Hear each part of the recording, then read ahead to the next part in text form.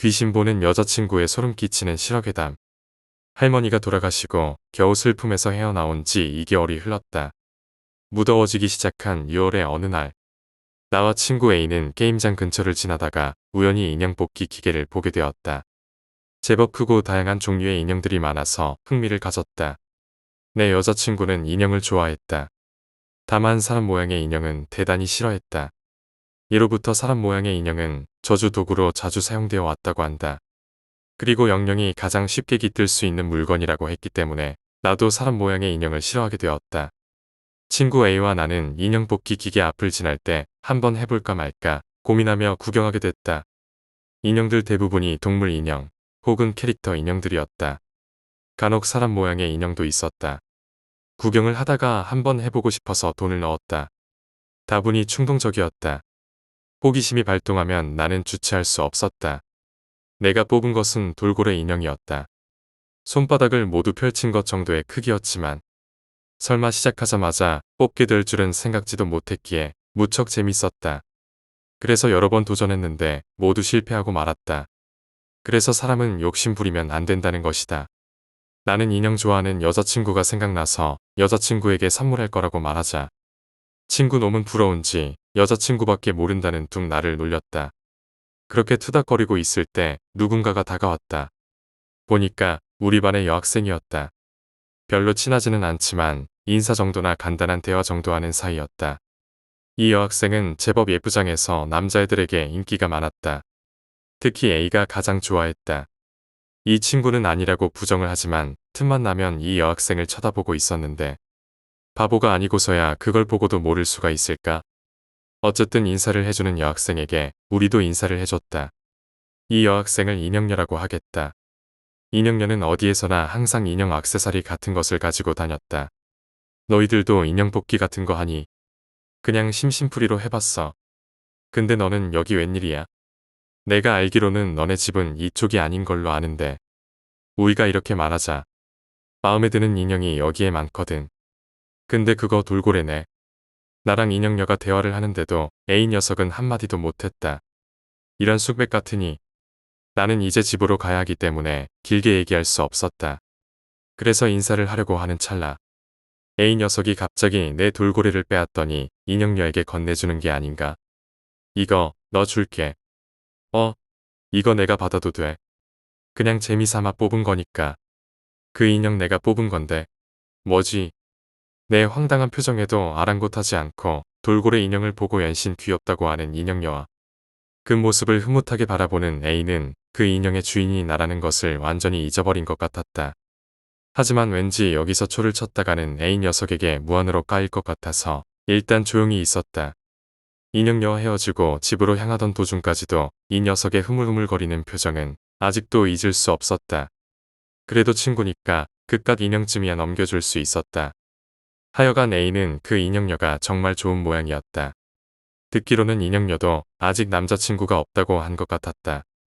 A는 평범한 인상에 키도 나와 비슷했다. 그래도 순박한 녀석이라 나름 매력이 있을 거라 생각했다. 그날 나는 집에서 어김없이 여자친구와 전화통화를 했다. 시골까지 날아와 준 여자친구의 마음에 무한 감동한 나는 더더욱 여자친구와의 사이가 긴밀해져 가는 것을 느꼈다. 목소리를 듣는 것조차도 기분 좋았다. 그렇게 시시콜콜하지만 달달한 대화를 나누다가 오늘 뽑은 돌고래 인형까지 화제가 넘어갔다. 내가 미쳤지. 왜 돌고래 인형 얘기를 꺼냈을까? 여자친구의 취미가 인형 수집이었다는 것을 잠시 잊었었다. 많이 모으지는 않지만 인형녀와 취미가 매우 흡사했다. 그래서 돌고래 인형을 뽑은 거야. 처음 해보는 뽑기였는데 시작하자마자 뽑았더라고. 근데 그 다음부터는 계속 실패해서 돈만 날렸어. 나 이제 거지야. 그래도 뽑았으니 다행이네. 뭐 본전은 뽑은 셈이지. 나 돌고래 인형 무척 좋아하는 거 알지? 언제 보내줄 거야? 순간 속으로 망했다를 100만 번 외쳤다. 생각해보니까 여자친구의 인형 취향이 해양동물이었다. 그 중에서도 범고래와 돌고래를 무척 좋아했는데 내가 왜 그걸 생각하지 못했는지 이 저주스러운 머리를 쥐어 뜯고 싶었다. 이놈의 건망증이 문제다.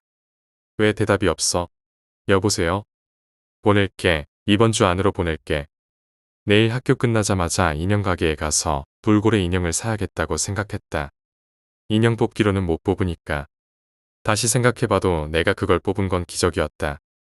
더 이상 뽑을 자신 없었다. 차라리 가게에서 사는 게 더 쌀 것 같았다.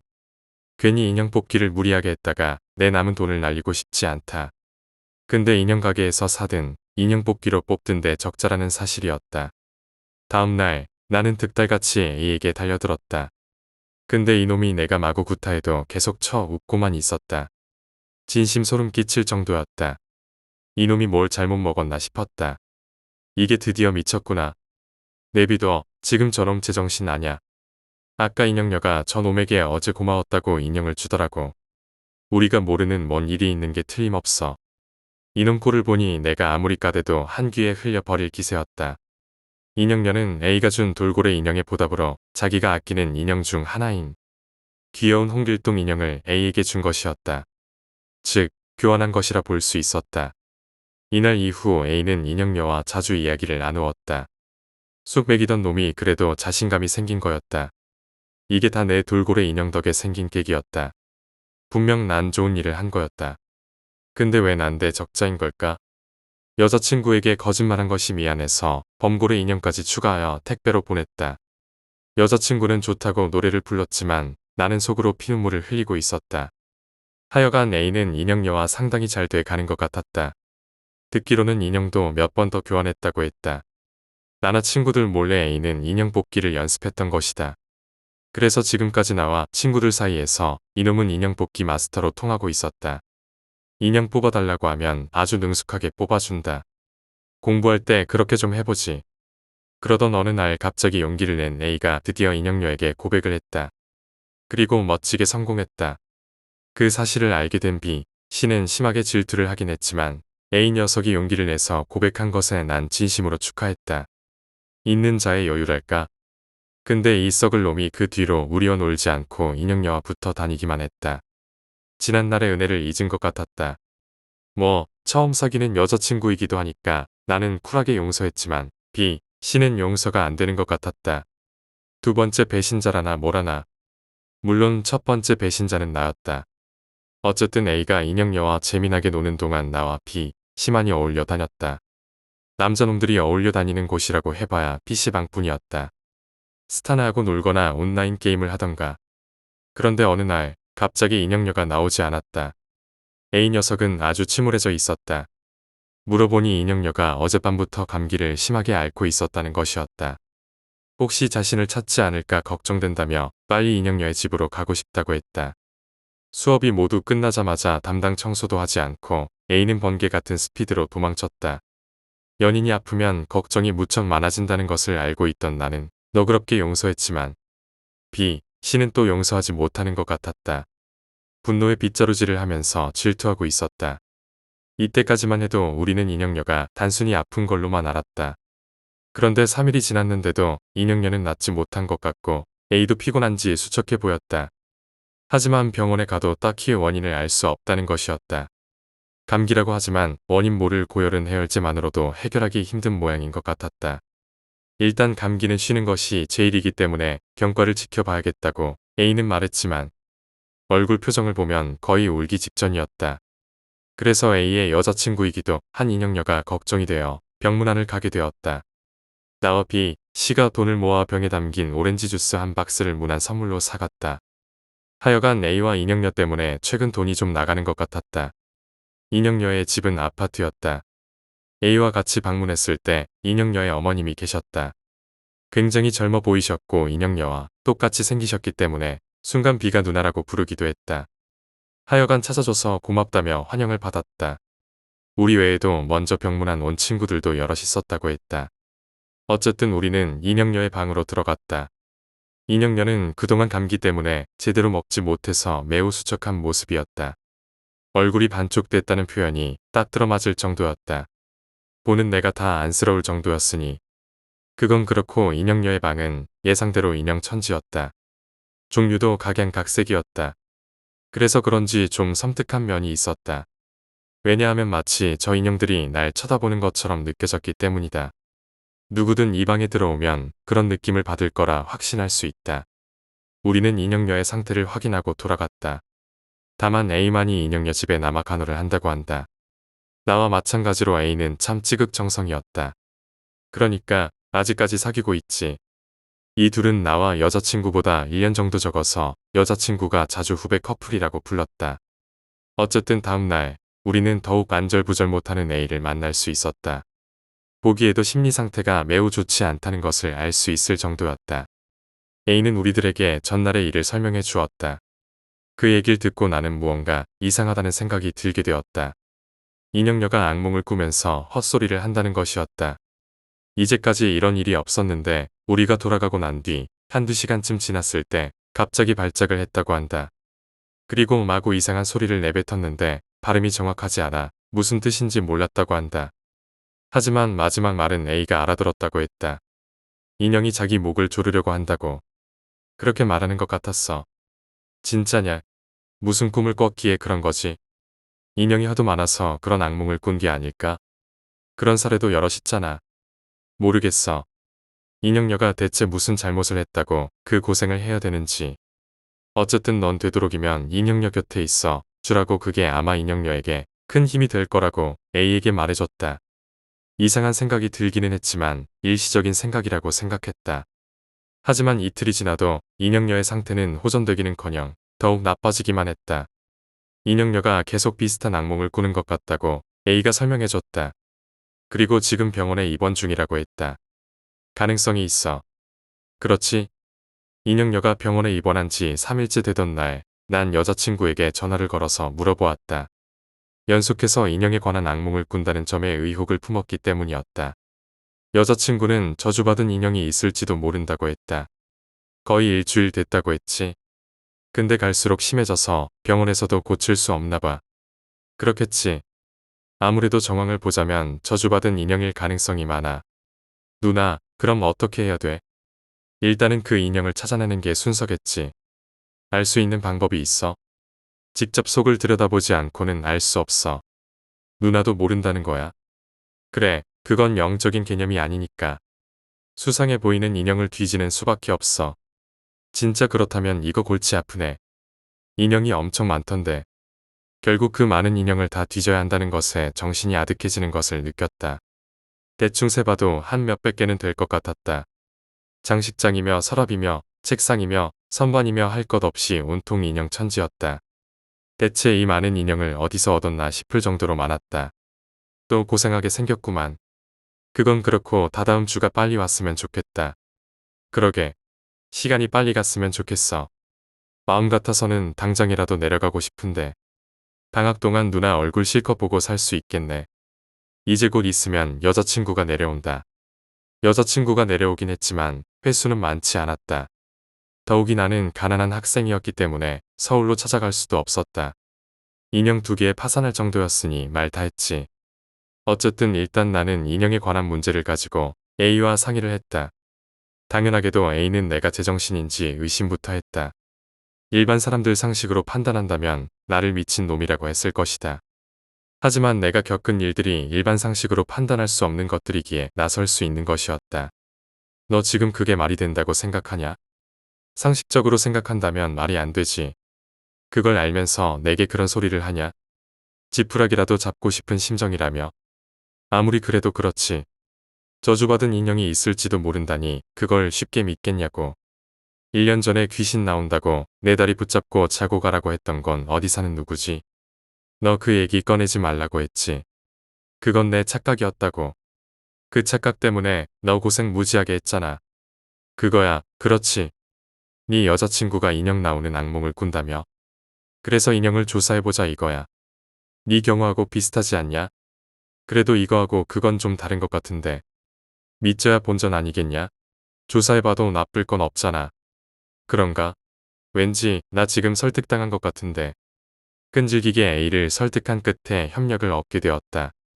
사실 내가 이렇게 열심히 나설 필요는 없지만 가능성이 있는 문제이고 무엇보다 내 베스트 프렌드의 여자친구가 고생을 하는데 못 본 척 넘어갈 수가 없었다. 그러니까 나도 손해보고 사는 착한 녀석 타입이다. 얼마 후 병원에서도 별 뾰족한 수도 없고 계속 돈만 나갔기 때문에 인형녀의 부모님은 할 수 없이 인형녀를 집으로 데리고 왔다. 일요일 시간을 내서 나와 A는 인형녀의 집을 찾았다. 그리고 인형녀가 잠든 틈을 타서 열심히 인형을 뒤져보았다. 진짜 그날 왼종일 인형을 뒤졌는데 죽는 줄 알았다. 하지만 저주에 관한 단서 같은 건 나오지 않았다. 난 이때 엄청 당황했다. A는 시간과 인력의 낭비라며 분노했다. 난 덕분에 폭풍으로 까였다. 여자친구의 판단을 믿었던 나는 급 당황하여 결국 구석에서 깨갱했다. 무슨 일이야? 우리가 시끄럽게 군 덕분에 인형녀가 깨어났다. 인형녀는 전보다 더욱 수척해져 있었다. 힘이 없는 목소리에 A는 감정이 격해졌는지 눈물을 흘렸다. 하지만 모처럼 깨어난 인형녀에게 난 묻고 싶은 것이 많았다. 꿈 얘기는 인형녀가 너무 무서워했기 때문에 끝내 들을 수 없었지만 인형만이라도 어떤 건지 알고 싶었다.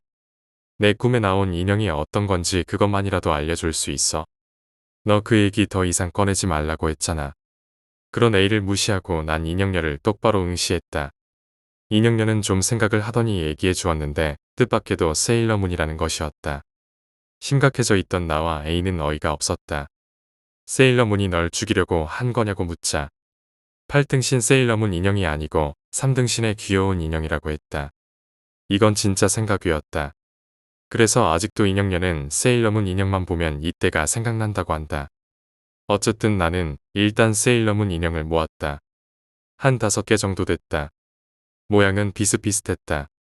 그래서 그걸 다 뒤져봤는데 아무것도 발견할 수 없었다. 이거 진짜 내가 헛다리 짚은 게 아닐까 싶을 정도로 창피해졌다. 내가 이거 외엔 없냐고 묻자 인형녀는 없다고 했다. A가 걱정해줘서 고맙긴 한데 이제 그만하자고 했다. 결국 여자친구가 틀렸다는 것밖에 답이 없는데 난 이제까지 여자친구가 틀린 판단을 한 번도 한 적이 없다고 굳게 믿는 남자였기에 쉽사리 납득이 가지 않았다. 그러던 중 인형녀는 무언가 생각이 났는지 책상 맨 아래 서랍 안에 있던 상자를 꺼냈다. 과연 그 상자 안에는 세일러문 인형이 담겨 있었다. 3등신의 귀여운 인형. 하지만 웃고 있는 표정이 무척 섬뜩했다. 인형녀는 아무래도 꿈에서 나온 것이 이것 같다고 했다. 일단 나는 인형의 여기저기를 살펴보았다. 그러던 중 이 속에 무언가 딱딱한 것이 잡혔다. 그래서 뜯어봤더니 세상에 두꺼운 종이 뭉치에 검붉은 액체가 묻은 긴 머리카락이 둘둘 말려져 있는 것이 들어있었다. 난 직감적으로 이 검붉은 액체가 피라고 생각했다. 드디어 찾아낸 것이다. 보통 인형에 이딴 게 들어있겠는가? A는 할 말을 잃었고 인형녀는 너무 놀라서 간신히 일으켰던 몸이 무너졌다. 진짜 악질적이네. 이거 누구 글씨야? 놀란 가슴을 진정시키고 두꺼운 종이 뭉치를 펴봤더니 붉은 글씨로 빼곡히 적혀 있었는데 사랑하는 사람이 생기면 고통에 빠지게 될 것이다라는 중2병 같은 내용이었다. 이건 틀림없는 저주였다. 충격을 받은 인형녀와 A를 남겨두고 난 거실로 나와 여자친구에게 전화를 걸었다. 찾았냐고 묻는 여자친구에게 찾았다고 말하며 이제 앞으로 이걸 어떻게 해야 하냐고 물었다. 여자친구는 깨끗이 태워버리고 한동안 그 여자애에게 대추차를 마시게 하라고 했다. 대추차는 기력도 회복되고 우울한 기분도 가시게 될 거라고 했다. 여자친구와 통화를 끝내고 A와 인형녀에게 갔다. 근데 안의 분위기가 조금 전보다 심각한 거였다. 인형녀는 울음을 터뜨리고 있었고 A는 그런 인형녀의 어깨를 감싸 안으며 토닥이고 있었다. 너무 놀라서 그런 게 아닐까 싶었는데 전혀 다른 이유였다. 이 인형이 중학교 때 사귀던 전 남자친구에게 받은 거였다는 것이다. A를 슬쩍 보니 역시나 복잡한 심경으로 보였다. 여튼 인형녀의 말을 종합해 본다면 전 남자친구는 장난 아니게 허세가 심했던 오컬트 매니아라고 했다. 인형녀의 방에 있는 인형들 중 절반가량이 오컬트에 관련된 것들이었는데 아마도 그 놈에게 영향을 받은 듯했다. 중학교 시절에 3개월 정도 사귀었다고 했다. 하지만 너무 허세가 심한 전 남자친구 덕에 힘든 일이 많았던 인형녀는 더 이상 견디지 못하고 전 남자친구에게 헤어지자고 했다고 한다. 그러나 자기가 세상에서 가장 잘난 줄 알고 인형녀를 대놓고 무시하기도 한 전 남자친구는 쫓아다니면서 인형녀에게 스토커 짓을 했다고 한다. 게다가 악의적인 소문을 퍼뜨려 인형녀를 폄하하기도 했다. 결국 인형녀가 친하게 지냈던 오빠들에게 부탁하여 전 남자친구를 쫓아냈다고 한다. 이후 남자친구는 전학을 갔다고 했다. 그래서 얼마 동안 평화로웠는데 어느 날 갑자기 소포가 왔는데 전 남자친구의 이름으로 온 것이었다. 열어보니 인형이었고 이별 선물이라고 아주 중2병스러운 문장력을 선사한 전 남자친구에게 조금 미안한 마음이 든 착한 인형녀는 그것을 버리지 못하고 소장하게 됐다고 했다. 인형을 너무 좋아한 나머지 함부로 버릴 수 없는 성격적인 이유도 있었던 것 같았다. 어쨌든 이 인형의 출처를 알게 된 것이고 A의 분노는 하늘을 찌를 듯했다. 내가 이제까지 A와 친구로 지내면서 화내는 것을 딱 3번 보았는데 그 첫 번째가 이때였다. 진짜 얌전한 놈이 무섭다는 것을 뼈저리게 느끼게 해주는 사건이었다. 그 인형을 태워버린 이후 인형녀는 기력을 되찾아갔다. 그리고 내가 추천해준 대로 꾸준히 대추차를 마셨다. 이때 대추차를 사랑하게 되어 아직도 인형녀의 주 기호품이 됐다. 수소문 한 끝에 A는 그 놈의 집 주소를 알아냈다고 한다. 분노의 이성을 상실하면 인간은 끝도 없이 집요해지나 보다. 결국 휴일날 A는 나와 B, C를 데리고 1시간 거리에 있는 지방으로 원정을 떠났다. 마치 조폭이 된 기분이었다. 그놈은 고층 아파트에서 살고 있었다. 그놈 집 앞까지 쳐들어가 초인종을 눌렀는데 아무도 없었다. 그래서 우린 아파트 입구에서 그놈을 기다렸다. 그놈 사진을 우연찮게 발견해서 얼굴을 알 수 있었다. 인형녀가 따로 보관한 것이 아니라 서랍을 뒤지다가 흘러나온 것이었다. 그때 졸라 당황한 인형녀의 표정은 아직도 못 잊는다. 저 새끼 맞냐는 A의 물음에 나는 그런 것 같다고 했다. 근데 사진하고는 체형이 좀 달랐다. 인형녀와 같이 찍혀있는 전 남자친구의 모습은 상당히 마른 모습이었는데 근데 지금 우리 눈앞에 오는 놈은 나보다 더 통통했다. 하지만 얼굴이 매우 비슷했기 때문에 일단 물어봤다. 근데 역시 맞았다. 게다가 이놈 진짜 이상한 놈이었다. 우리가 도망치지 못하게 포위하자 마구 욕설을 내뱉더니 자기 형이 깡패라는 둥, 자기 부모님이 고위급 공무원이라는 둥 별의별 말을 다 짓걸렸다. 무엇보다 A를 화나게 만든 건 그놈이 인형녀를 심하게 험담한 것이었다. 나나 B, C도 얼굴이 새빨개질 정도로 화가 나게 만들었는데 당사자의 남자친구인 A는 얼마나 열받았겠는가. 게다가 인형녀에 대한 온갖 음담패설은 내 귀를 썩게 만들 정도였다. 하지만 A는 참아냈다. 마지막으로 왜 그런 인형을 보냈냐고 물으니 그놈은 자기를 차버린 여자친구가 괘씸했기에 벌을 내린 것이라고 했다. 그 벌 때문에 인형녀가 죽도록 고생을 했는데 그놈은 아주 고소하다는 듯이 쳐웃기만 했다. 진짜 그 표정은 정말 죽이고 싶을 정도로 재수 없었다. 결국 분노한 A는 그놈을 진짜 죽도록 팼다. 나와 B, C는 말리지도 않고 방관만 했다. 결국 이웃 주민의 신고로 경찰까지 왔고 학교에 연락이 가게 됐다. 그놈 부모님이 노발대발해서 A의 부모님이 지방에서 올라와 사과하셨고 사건은 진짜 크게 커졌다. 다행히 정학 처분까지만 받았고 병원비를 물어주는 선에서 마무리됐다. 물론 우리도 똑같이 징계를 받았다. 어차피 각오한 일이었다. 난 A가 A 부모님에게 잔뜩 깨질 줄 알았는데 아버님이 쿨하셨다. 전후 사정을 들으신 것이었다. 오히려 잘했다고 격려해 주셨다. 그리고 내려가시기 전에 인형녀와 만나 식사도 하셨다고 한다. 하여간 3일 정학을 맞고 집에서 놀게 됐다. 하필이면 정학 2일째 여자친구가 내려왔다. 여자친구네 대학이 다른 대학보다 일찍 방학을 한 것이었다. 여자친구는 집에서 놀고 있는 날 보고 어처구니 없어 했다. 그새를 못 참고 또 사고를 쳤냐며 한바탕 잔소리를 들었다. 여자친구가 와서 무척 기쁘긴 했지만 일단 좀 꼬집혔다. 여자친구는 화가 나면 꼬집는다. 그래도 내가 꼭 껴안고 침대에 쓰러뜨리자 그제야 화가 좀 누그러지는 것 같았다. 하지만 이 일 때문에 두고두고 갈굼을 받게 됐다. A와 인형녀, 나와 여자친구 그리고 솔로 B, C가 한자리에 모여 식사를 했다. 알바로 돈을 좀 버신 여자친구님이 돈가스를 사줬다. A와 인형녀의 일이 잘 풀려서 다행이었다. 게다가 두 사람은 그 뒤로 아주 깨가 쏟아졌다. A가 사고를 치긴 했지만 자신 때문에 그랬다는 것을 인형녀는 잘 알고 있었다. 자고로 여자는 자신을 위해주는 남자를 좋아하는 것이다. 나와 A가 그 좋은 예이다. B, C 이것들은 아직도 정신을 못 차리고 여자친구가 자주 바뀐다. 좀 한 사람에게 안착했으면 좋겠다. 인형녀는 여자친구를 언니처럼 대하고 따랐기에 나와도 많이 친밀해졌다. 게다가 취미도 비슷했으니 뭐 당연히 친해질 수밖에 없었다. 그 뒤로 인형녀는 세일러문에 관련된 인형은 쳐다도 안 보게 됐다. 물론 인형은 여전히 좋아하지만 성인이 된 지금 인형이 그때보다 많이 줄었다. 한 3분의 1 정도로 그래도 많은 거지만 A는 저주라는 것을 믿게 되었는데 그 이후로 그런 것과 관계된 것은 철저하게 검사했다. 그래서 2번 다시 저주에 관한 일에 말려들지 않았다. 그들 입장에서는 참 신기하고도 무서운 일일 것이다. 내게는 2번째 여름방학, 여자친구에게는 첫 번째 여름방학.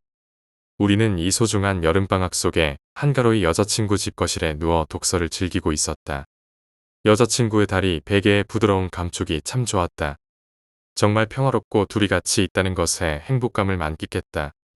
여자친구가 할머니 장례식에 왔을 때 친척들과 대면했기 때문에 내 사촌 동생들을 잘 알고 있었다.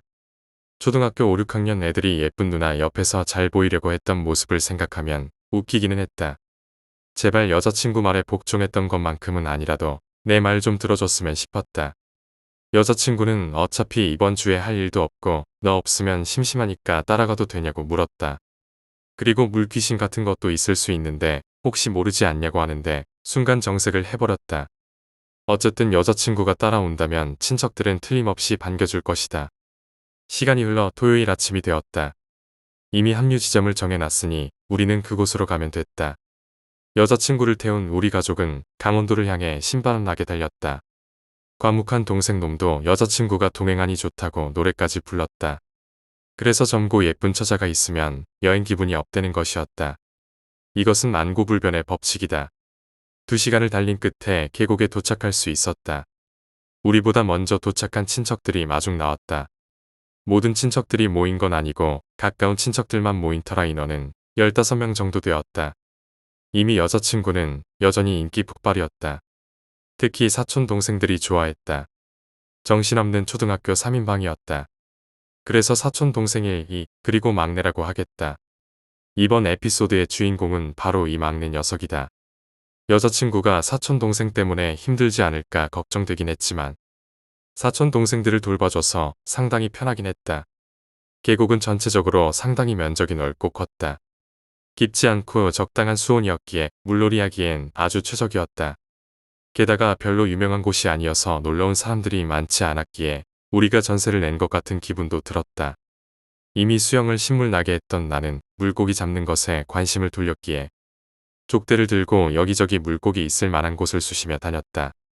여자친구도 사촌 동생들을 데리고 내 뒤를 따라다녔다. 근데 잡힌 건 별거 없었다. 작은 송사리 정도. 그렇게 한참을 들쑤시다가 뭔가 걸렸다. 내 족대에 걸린 것은 다름 아닌 물뱀이었다. 아직도 이때 시겁했던 기억이 난다. 내가 세상에서 제일 싫어하는 게 귀신과 뱀이다. 나 아직도 뱀 보면 그 자리에서 굳어버린다. 가뜩이나 싫어하던 물뱀이 족대 안에서 난리 부르스를 쳤으니 나는 놀래서 그대로 족대까지 내다버렸다. 여자친구도 나만큼이나 놀라서 쉽게 다시 계곡에 들어가려 하지 않았다. 귀신 같은 것을 봐도 눈 하나 깜짝 안 하던 여자가 뱀 때문에 하얗게 질린 모습이 어찌나 재밌었는지 모른다. 큰 삼촌은 왜 뱀을 놓아줬냐며 도리어 날 야단쳤다. 이 아저씨는 뱀술을 무척 좋아해서 지나가다가 뱀 보이면 환장하는 사람인 걸 잠시 잊어먹었다. 물뱀 때문에 계곡에 쉽게 들어가지는 못했지만 그래도 물에서 노는 것도 재밌었다. 어머니는 이모들하고 화투판을 벌였고 아버지와 작은 이모부들은 수영하면서 노셨다. 큰 삼촌과 작은 삼촌만이 부채를 들고 한가롭게 바위에 걸터앉아 소주를 드셨다. 누가 보더라도 평범한 일가의 평범한 계곡물놀이였다. 그러던 중 막내 녀석이 없어진 걸 뒤늦게 알아차렸다. 여자친구도 잠깐 한눈을 판 사이에 사라진 것 같았다. 나와 여자친구는 당황했다. 혹시 깊은 곳으로 들어갔을까 싶어 여기저기 뒤지고 다녔다. 하지만 아무데도 안 보였다. 계곡은 조심하지 않으면 굉장히 위험한 곳이었기에 내 머릿속은 경고음이 심각하게 울렸다. 잠깐만, 이 근방에 뭔가가 있어. 뭐가? 물귀신은 아닌데 귀신 같은 것들이 많이 있어. 뭐야? 혹시 그게 막내를 해코지한 거 아냐? 평소 같으면 기겁할 일이지만 지금 막내가 없어져서 그럴 경황이 없었다. 여자친구가 앞장을 섰고 일단 나는 사촌 동생들을 어른들에게 보냈다. 계곡을 건너니 상당히 울창한 수풀이 나왔다. 그리고 커다란 나무에 가려져 있던 집 한 채가 모습을 드러냈다. 집이라고 하기에는 애매했다. 짓다가 만 공사 현장과 같은 모습이었기 때문이다. 여기저기 부서진 잔해와 바람에 흔들거리는 파란 공사 현수막이 음산한 분위기를 자아냈다. 창유리도 없었고 내부가 훤히 들여다 보였지만 마치 뭔가가 불쑥 머리를 내놓을 것 같았다. 이 모든 모습이 너무 음산하고 불길해 보여 나도 모르게 소름이 돋았다. 등골에 서늘한 게 이건 분명 이곳에 뭔가가 있다는 것을 간접적으로 알려주는 경고였다. 내 예감이 맞았어. 사실 내가 계곡에 간다고 했을 때 무슨 일이 일어날 것 같은 예감이 들었거든. 결국 내 예감대로 굉장한 곳이 나왔네. 그렇게 굉장한 곳이야. 아직 이곳에 사는 귀신들의 실체가 확실치는 않지만 막내가 이곳에 있는 건 분명해. 그럼 빨리 데리고 나와야지. 내가 비록 겁이 많은 놈이었지만 귀신 따위보다 막내의 아니가 더 걱정됐다. 미우나 고우나 어렸을 적부터 돌봐주었던 막내 녀석이 해를 당하기라도 한다면 견딜 수 없을 것 같았기 때문이었다. 여자친구와 나는 조심스럽게 안으로 들어갔다. 안은 시멘트 먼지 투성이었다. 너무 조용했기에 나와 여자친구의 발자국 소리가 크게 들렸다. 진짜 장난 아니게 서늘한 곳이었다. 여기 사는 귀신들이 우리 보고 나가라고 경고하고 있어. 여기 진짜 귀신의 집인 거네. 집이라기보다는 소굴이라고 해야 할 정도야. 귀신에게 눈 하나 까딱하지 않던 여자친구답지 않게 몹시 긴장한 기색이 역력했다. 생각해보니 우리들에게는 아무런 무기가 없었다. 벽조목은 차 안에 있을 텐데. 하지만 지금 중요한 것은 빨리 막내를 찾고 여기서 벗어나는 것이었다. 여자친구조차 눈에 띄게 굳은 모습이었는데 오래 있을 수는 없는 일이었다. 한심하게도 여자친구가 앞장을 섰고 내가 등 뒤에 바싹 붙어가는 모습이 연출되었다. 우린 귀신들을 자극하지 않기 위해서 조심조심 걸었다. 하지만 시간이 오래 걸려 답답해지기 시작했다. 여자친구는 내 입을 손바닥으로 가리며 조용하라는 제스처를 취했다. 결국 얌전히 뒤를 따를 뿐이었다. 거실에 들어서자 방이 3개라는 것을 알 수 있었다. 그리고 2층에 있었는데 돌계단이 너무 흉물스러워서 금세 무너질 것만 같았다. 상당히 규모가 큰 폐가였다. 내가 흉가 사건 이후로 2번 다시 이런 곳에 오지 않겠다고 다짐한 지 1년도 되지 않아. 또 발을 들이게 된 게 참 아이러니했다. 어쨌든 자네가 가득한 3개의 방을 전부 뒤져봤지만 막내는 찾아낼 수 없었다. 이제 보니 여자친구가 식은땀을 흘리고 있었다. 몹시 힘들어 보였다. 널 보호해주시는 어르신들이 아니었으면 진작 우리에게 달려들었을 거야. 괜찮아. 속이 울렁거려. 기분도 나쁘고. 나와 상극인 곳이야, 여긴. 이런 곳이 다 있어. 2층에 올라가야겠는데 막고 있어. 올라가지 못하게. 여자친구는 선뜻 계단에 오르지 못했다. 하지만 아직까지 귀신들의 모습이 보이지 않은 나는 용기를 내서 먼저 앞장을 섰다. 계단을 오르는 순간 현기증이 일어나 하마터면 주저앉을 뻔했다. 귀신이 생기를 빨아들인다는 말도 있는데 진짜 같기도 했다. 그러다가 불쑥 내 발목을 잡는 무언가가 있었다. 사람 손이었다. 창백하다 못해 푸르스름한 손 하나가 내 발목을 붙잡고 놓지 않고 있었다. 비명이 절로 튀어나오려는데 여자친구가 내 입을 2 손으로 막았다. 순간 헛바람 때문에 숨이 막히는 줄 알았다. 소리 지르지 마, 무시해. 절대 관심을 가져선 안 돼. 진짜 사람이 잡은 것처럼 생생한 감촉이 발목에서 전해져 오는데 이걸 대체 어떻게 무시해야 하는지 몸이 너무 굳어서 어찌할 수가 없었다. 하지만 이대로 가만히 있을 수 없었기에 용기를 내서 계단 하나하나를 밟고 올라갔다. 1분이 1시간처럼 느껴지는 순간이었다. 2층은 더욱 심했다. 대낮임에도 불구하고 햇빛이 거의 들어오지 않는 내부는 엉망진창이었다. 적막한 공간, 먼지 냄새와 우리들의 발자국 소리가 공포감을 자아낼 정도로 이곳은 보통 공간이 아니었다. 1층보다 훨씬 소름 끼치고 온몸에 털이란 털이 모두 곤두선 것 같았다. 무언가를 찾고 있어. 여자아이 귀신이 무언가를 찾고 있다고. 그래서 우리에게 관심을 가지지 않고 있어. 게다가 이 여자아이의 기운이 밑에 귀신들보다 훨씬 강렬해. 혹시 마리아 막내를 찾고 있는 거 아냐? 숨바꼭질처럼. 그런 것 같아. 그 귀신이 막내를 찾으면 어떻게 되는 거지? 순간 작고 검은 실루엣이 내 눈앞을 스쳐 지나갔다.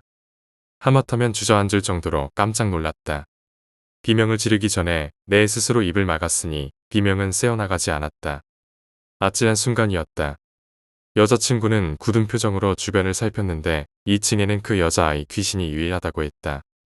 하지만 1층의 귀신들과는 비교조차 할 수 없을 정도로 강렬한 원한을 가지고 있다는데 무섭지 않을 리가 없었다.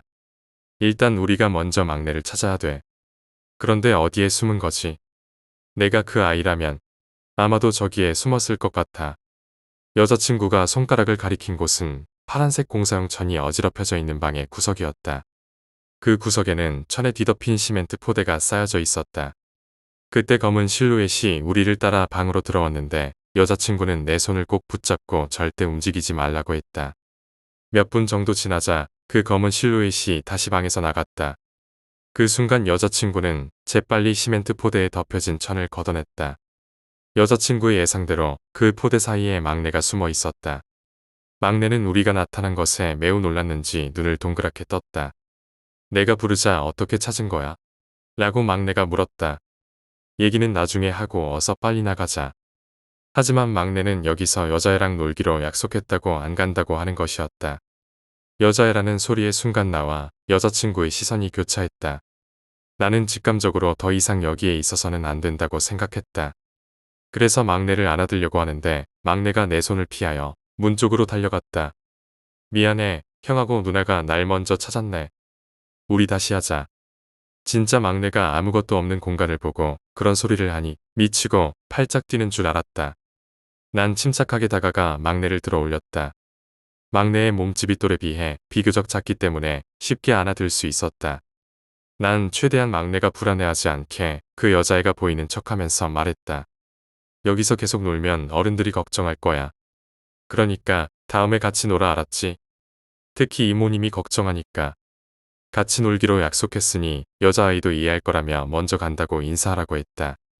막내가 먼저 간다고 인사하는 그 순간 공기가 급변하는 것을 느꼈다. 지켜보고 있던 여자친구가 다급하게 외쳤다. 빨리 뛰어. 마치 용수 처리된 것처럼 난 순식간에 튀어나왔고 계단을 거의 뛰다시피 하며 내려갔다. 여자친구의 고함 소리가 뒤에서 계속 들려왔다. 난 그저 막내를 안고 앞만 보며 달렸다. 진짜 아무 생각도 나지 않고 머릿속이 하얗게 비는 것 같았다. 여자친구가 잘 따라오나 뒤를 돌아보려고 했는데 절대 뒤돌아보지 마. 앞만 보고 달려. 라고 여자친구가 외쳤다. 진짜 그 소리를 들으니 눈물이 흘러내릴 정도로 무서웠다. 미친 듯이 앞만 보고 달렸는데 어느새 계곡에 당도했다. 일단 계곡을 건너 안전하다고 생각하는 곳에 막내를 내려놓았다. 숨이 차서 진짜 죽는 줄 알았다. 애인의 집 골목길에서 뛴 이후 이렇게 심장이 터질 정도로 뛴 건 오랜만이었다. 형, 누나가 안 왔는데. 라고 막내가 말해서 돌아보니 막내 말대로 여자친구가 없었다. 순간 머릿속에 오만 가지 생각이 다 튀어나오는데 특히 내가 여자친구를 버리고 도망쳐 나온다는 수치심이 내 얼굴을 화끈거리게 만들었다. 이건 귀신이고 모고의 문제가 아니었다. 내가 한순간에 형편없는 쓰레기가 된 것 같은 기분이었다. 막내야, 넌 어서 어른들 있는 곳으로 가. 뒤도 돌아보지 않고 가는 거야. 알았지? 라고 막내에게 말했다. 막내를 보내고 진짜 아무 생각 없이 그 집으로 달려갔다. 제발 무사해달라고 빌면서 당도했는데 여자친구가 그 집 앞바닥에 쓰러져 있는 것이 보였다. 더 생각할 것도 없이 나는 축 늘어진 여자친구를 사력을 다해 들쳐매고 다시 미친 듯이 달렸다.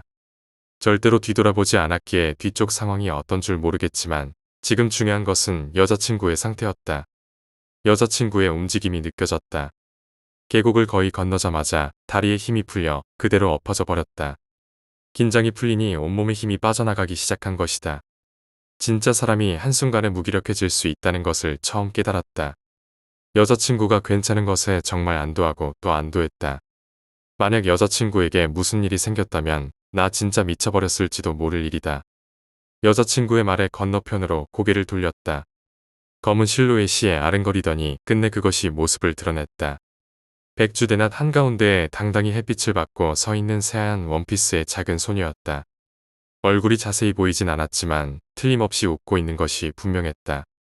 왜 이제야 내 눈에 보인 건지 모르겠지만 내 속이 다 뒤집히는 것 같았다. 화가 난 나머지 난 그 여자아이 귀신에게 고래고래 소리를 질렀다. 온 계곡에 울려 퍼질 정도로 쩌렁쩌렁한 소리였다. 아니, 근데 이 망할 귀신년이 갑자기 소름 끼치게 흐느끼는 게 아닌가. 그것도 이렇게 멀리 떨어져 있는데 마치 내 옆에서 우는 것처럼 아주 선명하게 들려왔다. 진짜 더는 못 들어주겠다 싶어 여자친구와 같이 그곳에서 벗어났다. 어느 정도 벗어날 때까지 흐느끼는 소리가 계속 들려왔다. 미치고 환장하는 줄 알았다. 여자친구는 매우 피곤한지 힘이 없어 비틀거렸다. 그래서 여자친구를 부축하고서는 어른들이 있는 곳으로 무사히 돌아왔다. 막내가 없어진 것 때문에 난리가 났었는데 다행히 막내가 돌아왔으니 진정이 된 것 같았다. 나와 여자친구는 그 집과 여자애에 대해서는 함구했다. 막내에게도 신신당부했지만 솔직히 꼬마 놈의 입이 가만히 있을지 믿을 수는 없었다. 하지만 그런대로 약속은 잘 지킨 모양이다. 처음에 더럽게 무서웠지만 여자친구가 혼절한 것에 무척 화가 났다. 그것도 지켜주지 못하고 살겠다고 도망쳐 나온 것이 정말 부끄러웠다. 여자친구는 괜찮다고 하지만 내가 괜찮지 않았다. 여자친구는 그런 나를 감싸 안아주었다. 괜찮다고 말하는 그녀의 체온을 느끼며 그렇게 밤을 맞이했다. 그동안 나는 이 정신없는 삼형제를 철저히 단속했다. 차들을 방벽처럼 주차해놓고 그 안에 둥글게 텐트 5개를 쳤다. 어른들하고 사촌들은 술판을 벌이며 왁자지껄 속 편하게 마시며 놀았지만 여자친구는 텐트 안에서 잠을 잤고 나는 사촌 동생 일과 이와 막내를 곁에 두어 절대 따로 행동하게 하지 않게끔 감시를 했다. 다른 사람들은 참 재밌던 밤이지만 난 전혀 재미도 없었다. 그 망할 귀신년이 막내를 언제 꿰어낼지 몰라 전전긍긍했다. 신경이 날카롭게 섰으니 당연히 심하게 피곤했다. 내가 사촌들에게 같이 자자고 하자. 막내 동생은 엄마랑 잘 거라고 하고 나머지 애들도 오늘 내가 이상하다고 왜 자꾸 감시하냐고 하는 것이었다. 그래서 텐트 하나는 나와 여자친구, 삼형제가 같이 쓰게 되었다. 여자친구와 나 사이에 이 3명이 끼었는데 그중 막내가 여자친구의 품에 쏙 안겨서 자게 되었다. 원래대로라면 저 포근한 품에 안겨서 자고 있을 사람이 나였는데 말이지. 되도록 잠을 자지 않으려고 했지만 그게 솔직히 사람 마음대로 되겠는가? 결국 나도 잠을 잤는데 새벽인가? 갑자기 내 귀에 그 망할 흐느끼는 소리가 들려왔다. 순간 뭔 소린가 싶어 귀를 기울였는데 바로 낮에 들었던 누름소리였다. 별의별 욕이 내 입에서 다 튀어나왔다. 여자친구 쪽을 보니 막내가 없었다. 그것을 깨닫기까지 한 10초는 걸렸던 것 같다. 진짜 용수철처럼 튀어올라 순식간에 텐트 밖으로 튀어나왔다. 진짜 맨발에 미친 듯이 뛰었는데 저 멀리 검은 계곡 물속으로 막내가 들어가는 것이 보였다. 거긴 깊은 곳이 아니었기에 빠져 죽을 일은 없었지만 문제는 그 건너편이 바로 그 귀신 소굴이었기 때문이었다. 아직까지도 생각나는 아주 무서운 장면이 있었는데 그 귀신 집으로 통하는 길목 사이사이로 뻗은 그 참나무들이 춤을 추는 것처럼 마구 흔들렸다. 마치 살아있는 것처럼 흔들흔들거리는데 내가 잠시 착시현상 때문에 잘못 봤나 싶을 정도였다. 하지만 지금 그게 문제가 아니었다. 난 서둘러 막내를 붙잡았고 밖으로 끌어내려고 했다. 그런데 그 망할 귀신년이 흐느끼면서 막내의 한쪽 팔을 잡는 게 아닌가. 막내의 양팔을 붙잡고 나와 귀신 간의 실랑이를 벌이는 광경이 연출된 것이다. 진짜 난 사력을 다해 막내를 지켰는데 이 귀신년은 포기하지 않았다. 달이 매우 밝았기에 소녀의 모습을 볼 수 있었는데 자세히 보니 구멍이 뚫린 것처럼 두 눈이 없었다. 흡사자유로 귀신을 연상케 하는 모습이었는데 진짜 소름 끼쳐서 막내의 팔을 놓칠 뻔했다. 그러나 끈질기게 버틴 끝에 귀신은 사라졌고 난 재빨리 막내를 안고 밖으로 나왔다.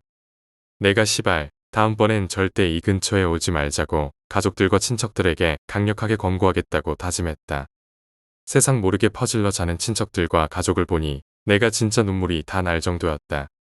이따위 세상 내가 여자친구 대신 귀신과 싸워가며 막내를 살렸는데 그것도 모르고 아주 퍼질러지게 자는구나. 의식을 잃은 막내의 젖은 몸을 대충 닦아주고 다시 텐트에 눕혔다.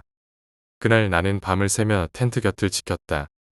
이제 또 나타나면 정말 한바탕 할 각오였다. 다행히 그 귀신은 더 이상 내 앞에 나타나지 않았다. 귀신의 그 흐느끼는 소리는 정말 2번 다시 듣고 싶지 않을 정도로 끔찍했다. 뜬 눈으로 밤을 지새운 나를 위로한 건 여자친구밖에 없었다. 이럴 때는 부모님이고 동생이고 뭐고 다 필요 없었다. 내 고생을 알아준 여자친구의 품에 안겨 꺼이꺼이 울었다. 내가 진짜 놀러왔는데 이런 꼴이 되어야 한다는 것이 서러웠다. 도움이 못 돼서 미안하다는 여자친구의 말에 솔직히 이 이야기를 누가 믿겠냐며 누나만 날 위로해주면 된다고 내가 말했다. 간밤의 일이 차라리 꿈이었으면 좋겠다. 막내를 두고 귀신하고 쟁탈전을 벌이다니. 내가 생각해도 진짜 웃긴 일이야. 그래도 막내를 지켜냈으니 다행이잖아. 막내를 지켜낸 것은 정말 다행이었지만 이놈은 이때 일을 전혀 기억하지 못했고 자기 목숨 구해준 사촌 형님을 전혀 존경하지 않는 싸가지 없는 놈으로 성장했다. 그때 그 팔을 그냥 놨어야 했는데라고 가끔 말하면 이 녀석은 내가 헛소리한다고 투덜거렸다. 텐트를 정리하고 주변을 청소하는데 난 궁금해서 막내에게 그 여자애와 어떻게 만났는지 물어봤다. 막내는 여자친구 뒤를 따라다니다가 흐느끼는 소리를 들었다고 한다. 그래서 형들에게 여자애가 울고 있다고 말했으나 이 두 놈이 동생을 쿨하게 무시해버렸다. 결국 막내 혼자 떨어져 나갔는데 문제는 여자친구도 그걸 알아차리지 못했던 것이었다. 내가 워낙에 재밌게 족대질을 했었기 때문에 신경을 쓸 수 없었다고 변명했다. 근데 왜 내 눈을 피하는겨? 결국 우리들의 무관심이 막내의 위험을 초래한 것이었다. 여자친구는 예감까지 했으면서 더 따졌다가 꼬집 필 것 같아서 이쯤에서 그만뒀다. 차를 타고 돌아가는 길에 계곡을 볼 수 있었는데 앞차에 타고 있던 막내가 갑자기 창문을 열더니 그 귀신집이 있던 곳을 향해 손을 흔들었다. 슬쩍 보니 그 귀신년이 우리를 향해 똑바로 응시하고 있었다. 다음에 오면 절대 가만두지 않겠다는 것처럼. 하지만 이후로 우리 일가는 두 번 다시 이 계곡을 찾지 않았다. 아이러니하게도 3주 뒤에 한반도를 강타한 무시무시한 태풍 매미에 의해서 이 일대가 완전히 초토화되어 알아볼 수 없게 되었다. 아직도 그 집이 그대로 있는지 궁금했지만 절대 찾아가는 일은 없었다. 여자친구는 이때를 생각하면 꽤 무서웠다고 솔직히 말할 정도였다. 나도 무섭긴 했지만 이제까지 겪어왔던 가장 무서운 사건 베스트 5에 들진 못했다. 하지만 태풍 매미의 힘은 귀신 따윈 발가락에 때만도 못할 정도로 진짜 엄청났다. 진짜 살아생전 이따위로 무서운 태풍은 현재도 그리고 지금까지도 본 적이 없을 정도였다.